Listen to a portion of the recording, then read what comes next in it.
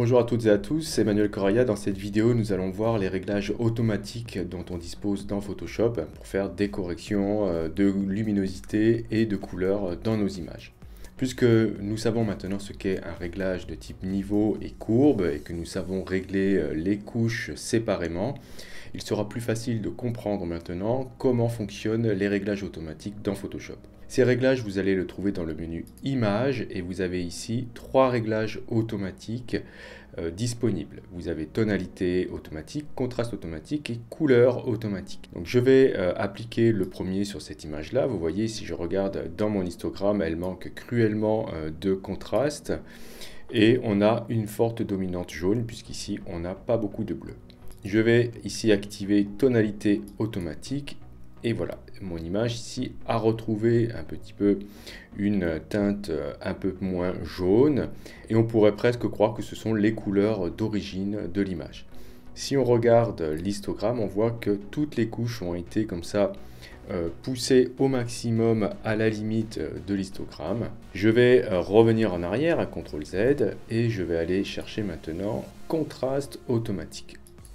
Hop, voilà. Alors, contraste automatique, si on regarde l'image, alors l'image n'a pas été trop touchée au niveau des couleurs. On a l'impression que les tons foncés sont devenus plus foncés, que les tons clairs sont devenus plus clairs. Et effectivement, c'est ce qui s'est passé quand on regarde l'histogramme, donc avant-après. Hein, je fais CTRL Z sur PC, Command Z sur Mac. Voilà, avant, ici, l'histogramme, on avait beaucoup de place à gauche et à droite.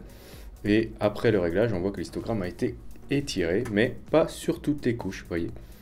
Le bleu, lui, n'a pas été modifié. C'est uniquement ici les tons clairs et foncés qui ont été modifiés. Donc le contraste uniquement de l'image. Je vais revenir en arrière et je vais aller activer ici couleur automatique.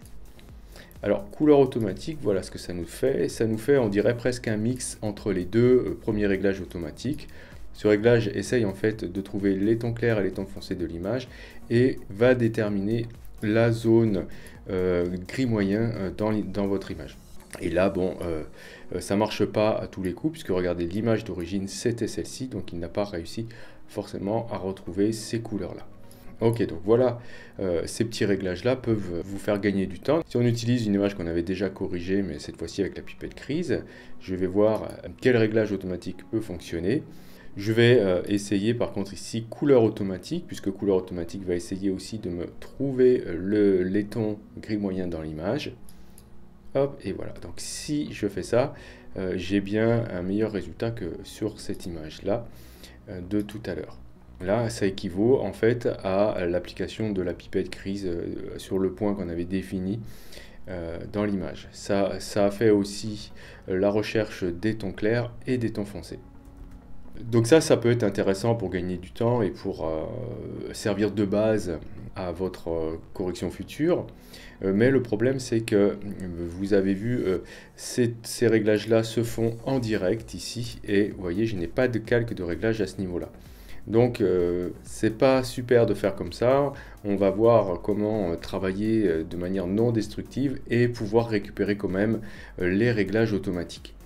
Donc je vais revenir en arrière sur mon image ici, voilà, et je vais cette fois-ci ajouter, alors soit un calque de réglage de type niveau, soit un réglage de type courbe, puisque dans ces réglages-là, je vais trouver ici automatique. Et si je clique dessus, tac, j'ai un premier réglage qui se fait. On ne sait pas trop ce qui s'est passé derrière hein, lorsqu'on appuie là-dessus. Moi, j'aimerais bien pouvoir retrouver les réglages ici que j'ai dans le menu Images. Alors, je vais vous montrer comment faire. Je vais revenir en arrière sur le réglage. Donc, je vais cliquer ici sur cette icône-là pour annuler mon réglage. Et je vais aller chercher dans le panneau Propriétés, ici, les options automatiques. Voilà. Et là, je vais trouver donc le premier réglage qui se fait lorsque je clique sur Automatique dans le panneau Propriétés du réglage de type niveau ou courbe. C'est celui-ci.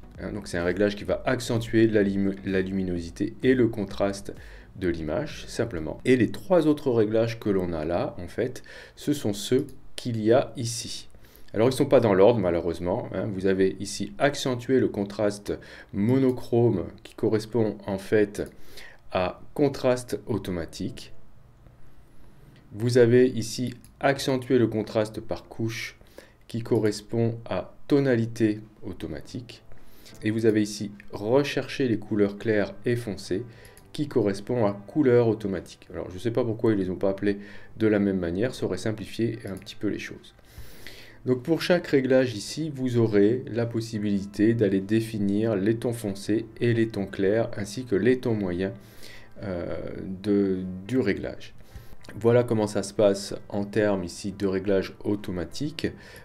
Et retenez bien que si vous souhaitez les appliquer de manière non destructive, il va falloir passer par un réglage de type soit niveau, soit courbe, et aller chercher ici dans le menu du panneau propriété les options automatiques, ou alors appuyer sur Alt et cliquer en même temps sur automatique.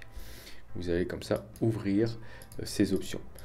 Ouais, alors ici on a un écrêtage par défaut qui est sur 0,10% pour le noir et pour le blanc, c'est-à-dire que les premiers 0,10% de noir et de blanc sont totalement ignorés, donc ça va écrêter à partir de cette valeur-là. Si vous souhaitez avoir si vous ne souhaitez pas avoir ici 0,10% d'écrêtage pour le noir, vous mettez par exemple 0 et ça sera du coup moins foncé, et si vous mettez 0 pour l'écrêtage, ça sera moins clair, enfin disons qu'on aura les zones écrêtées qui seront moins prononcées. Vous pouvez aller jusqu'à 9,9%, donc si je mets 10, il va me donner un petit message d'erreur, voilà, pour me dire que je ne peux pas aller au-delà de 0,99%. Donc vous voyez ici, si je mets 10%, parce que j'ai la flemme d'écrire 9,99, voilà. Vous voyez que là maintenant j'ai 10% de blanc qui était écrété, donc là c'est beaucoup trop. Si je valide comme ça, qu'on regarde l'histogramme, on a ici un pic qui correspond donc à des zones. Si j'appuie sur Alt et sur le curseur blanc, vous voyez, toutes ces zones là sont écrétées, donc je perds totalement du détail là-dedans, ce qui est très très mauvais. Donc je vais annuler, puis je vais juste vous remontrer vite fait comme ça les options ici intéressantes. Si je change, alors là je vais mettre du coup, allez, je vais mettre 0, comme ça je serai tranquille, voilà. Je vais mettre ici, au lieu de mettre du noir, si je mets par exemple du rouge très foncé dans les noirs, vous voyez ce que ça me fait. Ça me crée donc, au lieu que ce soit du noir, bah, j'ai du rouge très foncé. Dans mes tons foncés, dans mes tons clairs, je peux mettre un peu de jaune par exemple, voilà. Et je vais du coup créer comme ça une espèce d'ambiance dans mes images. Je vais pouvoir apporter une dominante à la fois dans les parties foncées, dans les parties claires. Surtout lorsque vous validez ici en faisant OK, faites attention de ne pas considérer si vous avez modifié la valeur du foncé et clair. Ne répondez pas oui, parce que sinon, à chaque fois que vous allez opérer un réglage automatique, ça prendra en compte les valeurs que vous avez saisies pour le noir et pour le blanc. Sauf si vous avez juste modifié les valeurs d'écrêtage et que vous souhaitez que ce soit appliqué par défaut sur toutes vos images. Si je clique là-dessus, maintenant je clique sur automatique. Voilà, vous voyez ici maintenant, j'ai répondu oui, donc automatiquement ici, je retrouve les tons foncés, les tons clairs avec les valeurs que j'ai déterminées ici, ce qui peut être dommageable si c'est pas ce que je veux faire. Donc voilà en ce qui concerne les réglages automatiques dans Photoshop. Maintenant que vous savez utiliser donc les courbes, les niveaux et ces réglages automatiques, vous avez à portée de main maintenant la possibilité de faire déjà de très bonnes corrections.